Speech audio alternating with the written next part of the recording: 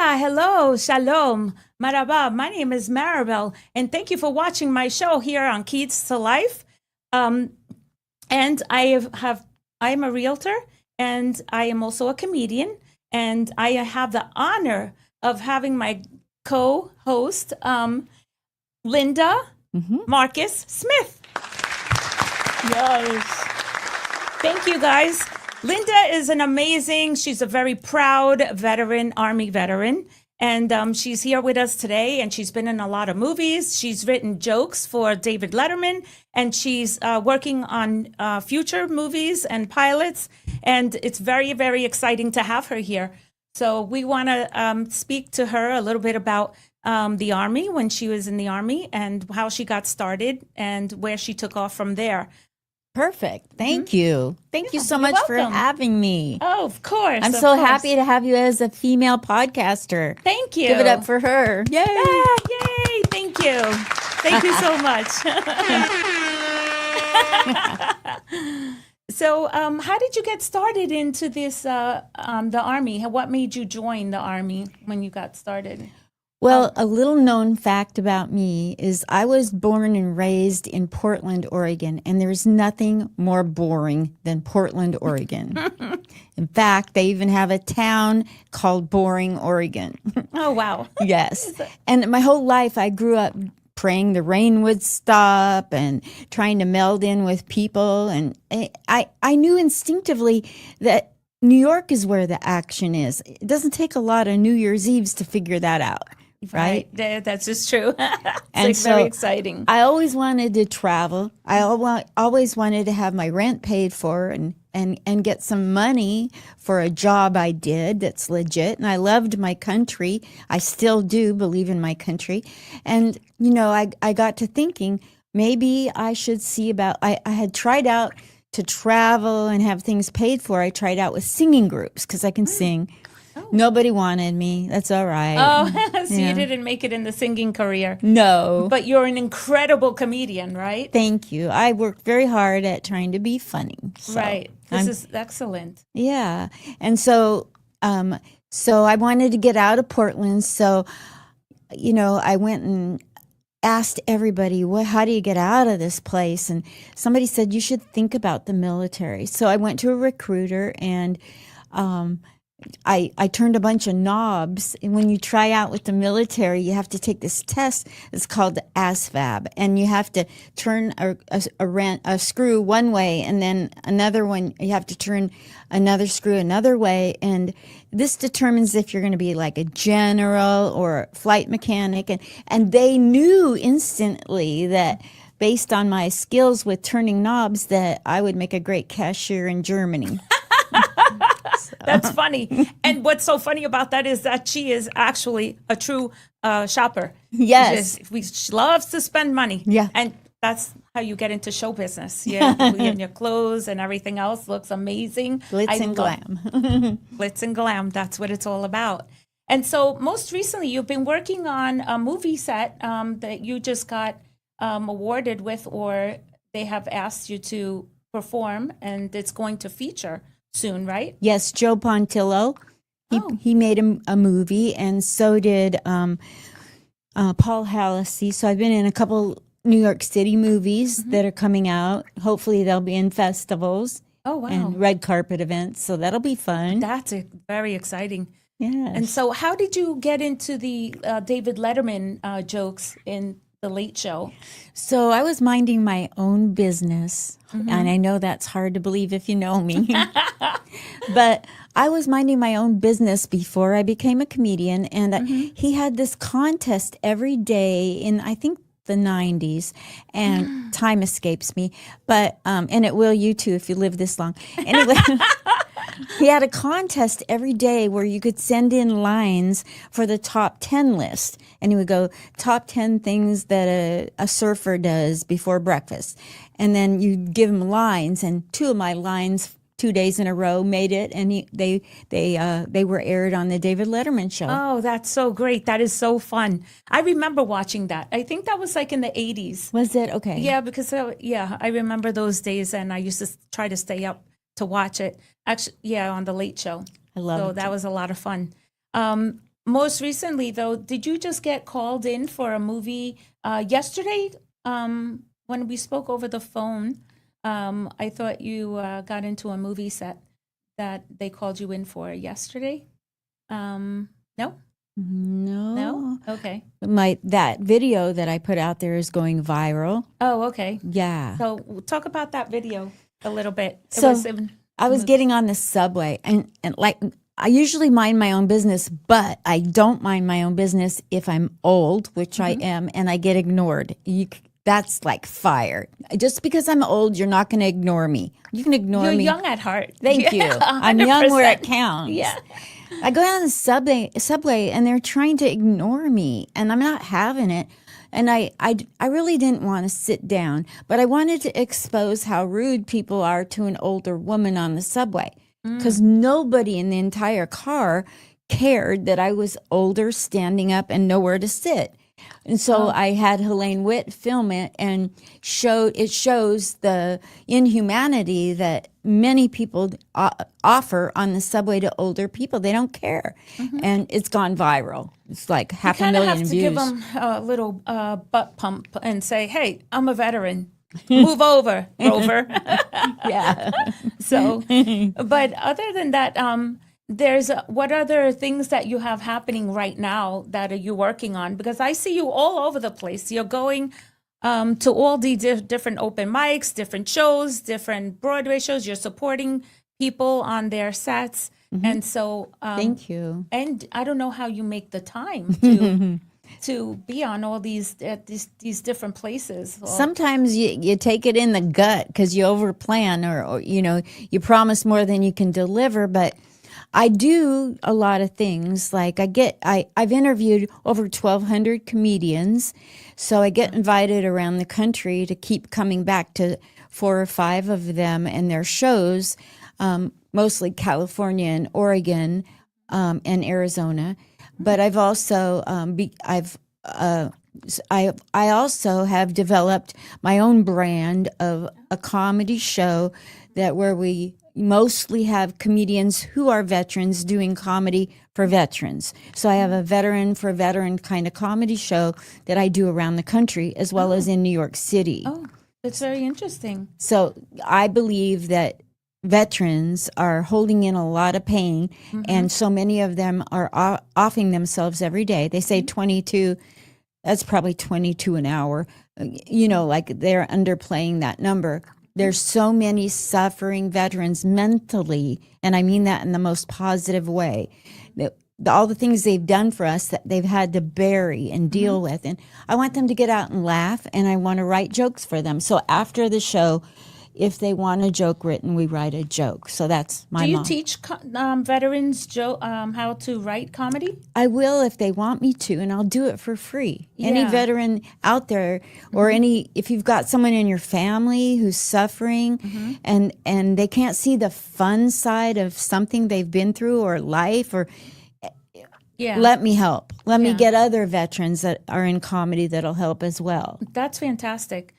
So you're taking your comedy to a different level, and so that's your goal right now is to just work on that Healing comedy. healing comedy. That's so great. And I also got this year, after many years of trying to get on USO and Armed Forces Entertainment, I was invited on 2, but they got canceled for different reasons. But I finally got invited and accepted into a group that goes around the world and does healing comedy, suicide prevention, training, and comedy shows around the world. It's called 1 Degree of Separation. So January 19th, I'll be in Connecticut with them. Nice. And January 19th. and December 7th, big show. This is a big deal. A veteran show. Vanessa Hollingshead, the great Vanessa Hollingshead, is the headliner at West Side Comedy Club, 7 p.m. Get your tickets. It's a small venue. Oh, that's so great. That's good to know. January 19th. December 7th is Vanessa Hollingshead Okay. at West Side. December 7th at Halifax. I think I'm going to go see her. Yeah. So I will be there. I believe I was trying to get tickets the other day Oh, on don't the even website. bother. I bought the house. Oh, you I'm did? giving out the tickets. Oh, that's so Don't sweet. spend your money. Great. So reach on out to us and we can always get you set up to go see that show on December 7th. So especially those veterans out there, just check her out and then, take a look to see how it's like and get rid of that pain. It's kind of laughter is always very addicting, and it's good for the soul. And there's free tickets on vettix.org for veterans and their families as well. Oh, that's excellent. Yeah, we're going to fill it. There's only 100 people that can go in there, and we want to fill it. Now, what's the difference between Army, Navy, and Air Force? What's the mentality of the percentage of people that have come out with like this mental disorders or just very in pain? So I recently did an Air Force base with 1 degree of separation and talked to the man that's in charge of mental well-being. And he said 30% of those who are offing themselves in the Air Force are offing themselves because of financial problems. So in the Air Force. In the Air Force. Wow. So, and it's different from branch to branch, of course. It wouldn't be identical, but, with the shutdown, I was worried because they're already at risk financially because the breadwinner is out of the country and the wife and the children are usually back home. So that can lead to financial problems or poor communication or ability for the service person to send the money in a proper time. I mean, there's so many things that can happen when a family is split and one is serving abroad. Oh, wow. Okay. So there's the Army, the Navy, and the Air Force. And I was saying, which was the toughest? I thought that being in the Army was the most difficult part. And I thought that, you'd have to go through a more difficult course. No. And so what's the difference between the three? I'm glad you asked. So there's the Navy SEALs, and that's a part of Navy. Now, Navy in general doesn't have a reputation of being that difficult to get into or to get past. But if you go into Navy SEALs, that's going to be hard. Army Airborne would be harder because you're jumping out of planes and, having to prove yourself that. So different sections. But in general, more people think that the toughest is the Marines. They're the big, bad, tough ones. Sure, the Army are called the ground pounders, and they go in on the ground. The Air Force just flies above it all, and the Navy floats around on boats. Right. But the Army doesn't have the reputation of being the toughest group. It's really that's ascribed to the Marines, I believe. And, I Navy and Air Force, I kind of have, from the inside, when the people that I saw in training classes, I thought the Navy and Air Force people seemed the most intellectual. And that's just my opinion. You don't have to agree. Yeah, right. So basically, it sounds like it's the easiest one is to join the Air Force. I mean, the Army. That's what I think. Because I got in, I turned knobs and became a cashier. Yeah. So it was that simple. So how long did you stay in the Army for? I was signed up for 3 full years, and I only fulfilled 2 years and 9 months, but I still came out with an honorable discharge. At the time, you could get out if you were pregnant. I was married and pregnant and chose to get out. So now, if you get pregnant, you're staying in. There is no option to get out. Now, did you get pregnant on base while you did. were on base? Oh, yes. Okay. Yes. And are you still with that man? No, we were married during the time of the military for 7 years. We were together 8 years, had 1 child, and she's going to be close to 50 years old now. Oh, wow. Okay, so you have a daughter. I have a daughter named Lisa Smith out in Murrieta, California. Oh, how nice. So you mentioned that you go frequently fly, and you just moved to New York from Las Vegas.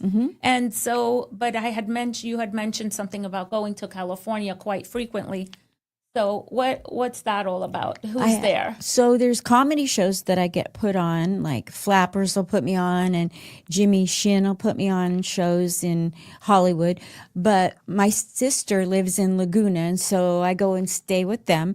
But unfortunately, for almost 12 years, my daughter has chosen not to speak to me or anyone in the family. So there's a lot of people out there suffering like me, where family isn't talking to them. And that's happened. That's the day I started comedy. Oh, the day she walked out of my life, I want you guys to follow Rocky Osborne because I called him up at Ace's Comedy Club, which no longer exists. I called Rocky Osborne. He has a dry bar comedy spot. Very funny man. I called him and I said, I don't want to live, Rocky. And he goes, what? And I go, I came in a couple of weeks ago and I laughed and I laughed. And my daughter walked out of my life and I don't want to live without my daughter. Can you teach me how to make people laugh? You can do it today. I'll have a reason to live today. And he got me in that day. And so please follow Rocky Osborne if you're going to follow me. That's so great. That's so great. Rocky Osborne. And is that on Instagram and on Everywhere. TikTok? Everywhere. Yes. Okay, so we can just Google the name. Yeah. Rocky Osborne. Yeah. And so, yeah, everybody goes through those kind of troubles. And to me, a key to life is, just keep doing what you do and never give up. Never give up. Because even with my kids, I don't talk to them frequently. It's not an everyday thing. But when you're from a divorced family, it's very, very difficult to keep those kids. They're going through divorce themselves. It's not just us. So you think, oh, I went through a divorce. Oh, my goodness. But the kids are going through divorce too. Absolutely. And so, but we never give up on our kids, on our families and things like that, whether you're talking to them now or not. We still don't give up. They're in the back of our minds, but we still need to keep doing our comedy and doing our shows and going all over the place like you have. And it's amazing how long you've been doing show business. So that was it's in March. In March, it will be 12 years when she walked out and when I started comedy that day in March, Wow. March 14, March 13. March 13th, 12 years ago. Yeah. That's interesting. And then, but you're on all these movies. How long you have been on these movies? What was your first movie? They took me out into the desert of Las Vegas and told me I could be in this Western. And then when I got there, they dropped the bombshell on me that they were going to have their way with me. They were going to kill me and have their way with me. And yeah, how gently I said that. And I said, I'm a boomer. Can you do it the other way around? You're not going. I was in the Army. You're not going to scare me. Oh, wow. That's so crazy. But they probably didn't know that because you're so petite and little and cute and so amazingly beautiful. So, how has been, have you remarried since? No, okay. I've been dating for 44 years and I get the jitters if somebody moves too fast on me. Yeah. and I'm picky, and now I want somebody my age and there's not a lot of them still around. Yeah, so it's a little difficult. I know, man, keep your hands to yourself. Just be your friends first. Be their friends first. I have boundaries myself. I don't date. I don't go out. And I do go to friend dates, guys will go out to breakfast, have a little coffee or anything. But yes, you need to keep your hands to yourself and, just feel it out. If you're there to just, you have to respect a woman. As they say in Germany, keep your hands to themselves and watch the blinking lights. There you go. That's a good one. I like that. I like that very much. Oh my goodness. So, what is a good key to life that you feel, Yes, I do. I've got this. I've got this. Oh, great. You have to forgive everything and everybody, including yourself, for everything. That's people say, oh, you seem so happy or joyful or resigned or whatever. I have gone through every single thing that I've ever done to anybody that's been done to me. And I am in the process of forgiving what's going on today. You have to practice forgiveness. Yes, I agree 100%. And, I was wishing someone dead the other day. And my therapist said, you haven't forgiven. And I said, I have, because I don't speak to them anymore. And she says, it's been a long time. I just speak to my kids. And she says, the day you forgive is the day you don't wish them dead anymore. Wow. So I don't wish you dead anymore to my ex-husband. True story. But I don't wish you dead. But stop messing around with me. Leave me alone. Yes. And, so I have forgiven him for everything he continues to do and whatever he does. And I pray for him that he, just keeps my kids at peace, gets peace in his own soul. And for everybody out there, just move on, never give up. just keep doing your own thing. Love yourself first, like you said, and just it makes life and makes you more successful. And for those comedians out there, everyone like talks about each other and they gossip and they hate, and his jokes are not better than yours or yours are better than his. Who does she think she is? She's got big boobies, and that one, that one doesn't have any balls in his sack, or whatever it is that they talk about. It's just, who cares? We're all celebrities, but we're not all famous, but we all have talent. We all have to just show up, have God, and let God lead your way. And every day when you walk out of your house, I always say we're all celebrities. Walk out of the house once you're dressed, ready to step that foot out the front door, and walk out with celebrity status. Hold it up high. Stop thinking about all the people out there that are talking about you or that are upsetting you. You shouldn't be upset. Just walk outside with celebrity status, because that's what we all are. I want to give a ray of hope before we run off. Can I 20 seconds? Sure. Divorced in 1981. 6 months ago, I got a call from my ex apologizing for everything he did during the marriage. It took that long. Never give up that somebody could come back and apologize. Wow, that's amazing. And that God can change them. After so long. So see, there is hope for these people that are just create chaos. And years later, that's about 50 years later, he says, I apologize. Wow, that's amazing. And so see, God always comes around, and, life is good. And so make a difference in the world. And I'm going to end this show by just saying thank you so much for serving our country, You're Linda. very welcome. You're amazing. Yep. And this was a great show. Yes, we did Thank you. We're all set.